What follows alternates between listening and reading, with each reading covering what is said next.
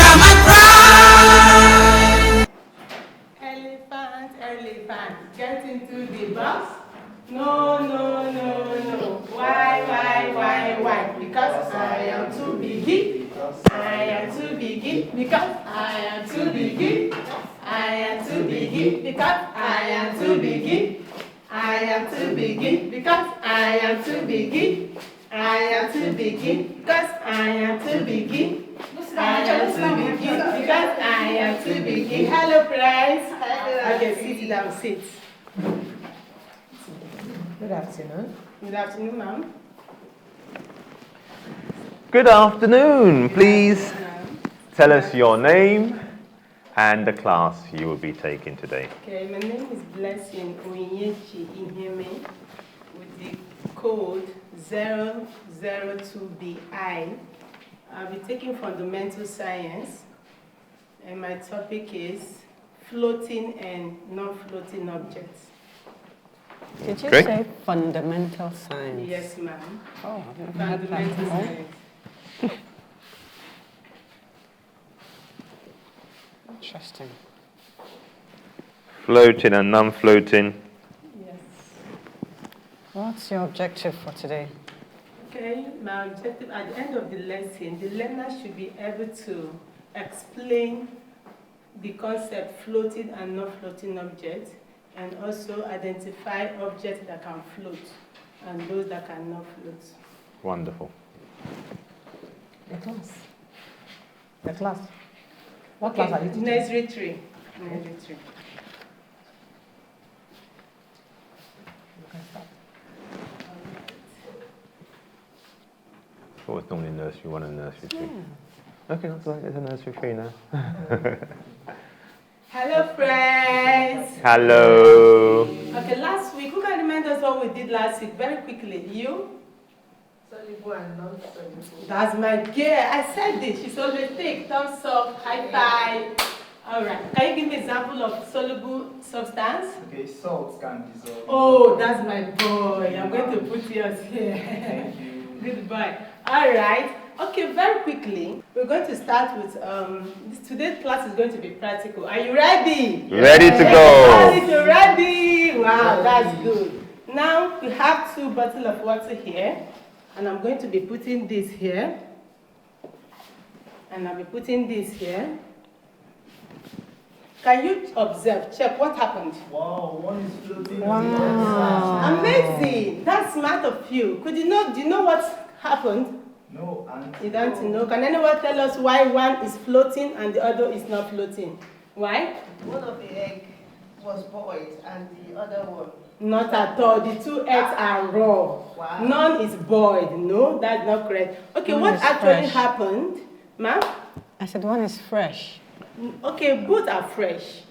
Okay. Yes, ma'am, both are fresh. So, Okay. but what actually happens? Items that are heavy tend to sink in items in water in substances that are lighter. Now, what happened there? This is sinking because the egg is heavier, and the water cannot carry the egg, so the egg Okay. had to go in. Salt water. And this one is floating because the egg was noticed that she was light and went to take some salt. Salt water, So yeah. yes, the egg took some salt, and the salt strengthened the egg to be able to carry strengthened the water to be able to carry the egg. So this is what happened. So with this, you can tell us our topic for today: Sinking or floating. sinking and floating objects. Okay, I'm going to put you in group. Come, you're in this group. 1, stand up very quickly. You're in group 2, and you're going to work with Mary. This Mary, you're working with Mary. You're working with Emeka. Group 3. So this is your water. You'll be doing a group work. Yes, this is your water. You'll be working together. I'm taking my papers off the table before. Where else have I got that sitting here? My We're phone's is on working the table. together. All right. Before, I would like you to pick any item of your choice. Just pick 5 items of your choice, put it inside the water, and write out the ones that float and the one that doesn't float. Do that very quickly. Take class group. I need that in 2 seconds time. Help me check. Is the key going to float or not float? My partner. Float or not float? Okay, so 2 balloons are floating. Yes. What is this? So rod. Oh, okay. So non-floating stone. Okay. Metal. Okay, for what you've done so far, now can I have your list? Group 1, what do you have on your list? Which are floating and which are not floating? Amazing. Group 2, what about you? Beautiful. Group 3, what about you? Yes, the core. Wow, you all did well. Amazing. Brilliant. Thumbs up, thumbs up, thumbs up. Any questions so far? None. For what you've learned so far? Okay, I have a question Oh, yeah, for let's you. try You this don't have too. a question. I have a question for you. All right. Now, a balloon, does it float or sink in water? It floats. Beautiful. Once inflated. What about this? With this float, which of these will float and or sink? The empty one will float. Give yourself a round of applause. Now give yourself, we're going to clap a special clap. Now you're going to give yourself a tush clap. Are you ready? Yes. Now everybody stand up, shake it out. Now we're going to do it like this. Roll it up, roll it down, tush, tush, tush, and down. Thank you very much. Right. We were students again there. We thank Yes. you. Thank you very much, Blessing. Let's start with you, please, Dr. Christie. Blessing, that was a very engaging class, every one of us. And you gave us a magic experiment.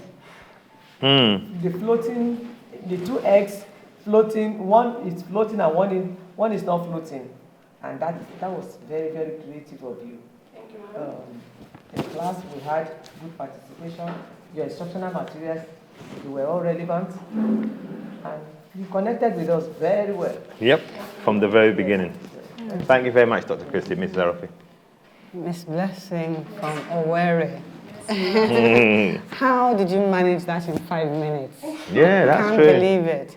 When you were bringing all those things in, I thought to myself, she will never finish it. And you did. And then you even taught us the clap. The dab. Okay, that's what it was, yeah. That is very, very impressive. I'm very impressed.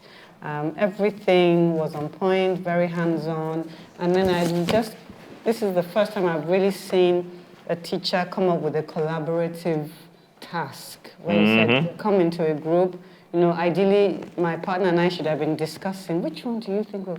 So, any opportunity to collaborate in class is always a plus for the learning process. So well done for that. Thank you, ma'am. Everything you did was on point. From the get-go, before we even saw you, we heard you, and the song was good. Elephant, the big elephant. Yes, okay.